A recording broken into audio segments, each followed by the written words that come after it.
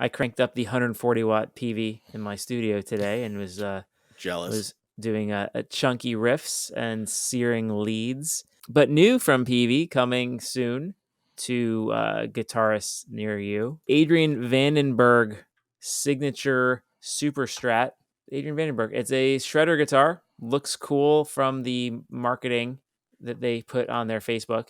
And it got the reverse headstock, Floyd Rose. Looks like a nice guitar. I'm looking at the used market for these guys from the 80s, and they're upwards of $3,000 now. Kind of the premium Peavey guitars that exist today, the HP2. Is this them making a statement that this is a high-end instrument for high-end players, and this is the kind of quality product we can put out, and just wait a few months and we'll have the special edition version that's going to be in the $1,100 range for normal folks. I don't think they're crazy. I think, in fact, if you were to ask Phil McKnight, say, yeah, there is a market for 80s super shredder guitars.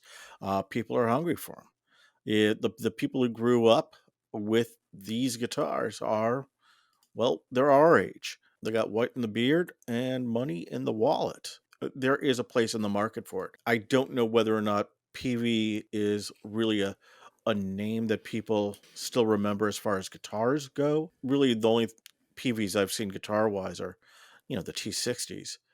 Well, But their biggest guitar, which is now the HP2, which is the rebadged EVH model. right, And those are $3,000. That's if you see the old EVH signature PVs out there. That's what they look like. I think what this is trying to do is trying to create. We talked about this when we talked about what Dean can do to come back with, and I think releasing something that's aggressive and polarizing and interesting is exactly where they need to go, because it wakes up the market, says, hey, this is a thing that's really cool and we can do this. And then while you're there, hey, check out some things that maybe, earn a slightly different category. Maybe you get your kid a Raptor instead of a Squire. And I think it's a cool idea. I don't know where we'll find one to play it. I think it's a great idea, and I'm hoping that it works for them. I do too. I mean, like I said, the people who grew to love the super shredder guitars of the 80s, that's basically us. And I think everyone, all the major makers, they all have a shredder out there. This could do it for Peavey. More power to them. Looks nice.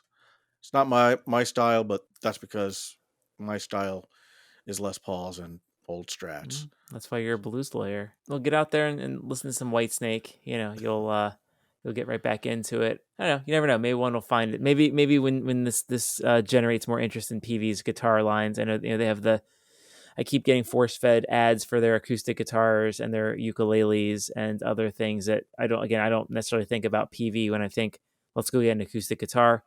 I Also don't wasn't know. aware they made acoustic guitars. Yeah, the Delta guitars they call that line. And I don't.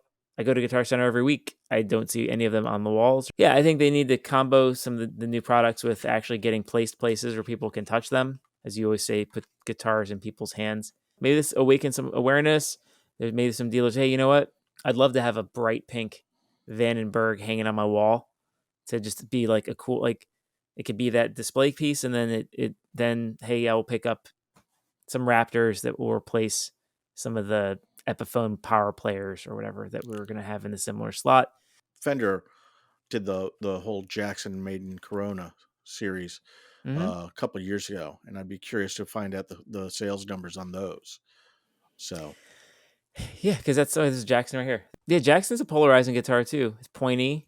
It has to be something that you're interested in. It's not it doesn't fit on every stage.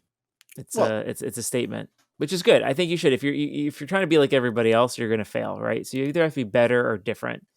And being different is an easier way of doing it, because being better is really hard. you want to talk about polarizing? There's the Fender fans who hate the Aerodynes. Those aren't real Strats or what have you. It is a Strat, but doesn't look like a Strat. Real strats are Lego projects. It's like what is a Strat? It's like it was that old saying, like, how many parts of a ship do you have to take apart before it stops being the original ship? It's like The ship of Theseus, yeah.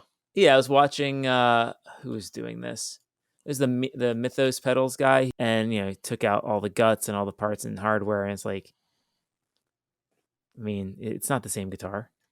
You know, you basically bought a neck and a body, but like you redid everything else. What at that point? What are we doing? Let's make a custom guitar. Well, yeah. You save yourself the routing and the painting. I guess that's fair. Pimp my ride. You know, it's like that fish tank doesn't belong in there. It's not real. Less fiddling, more More playing. playing.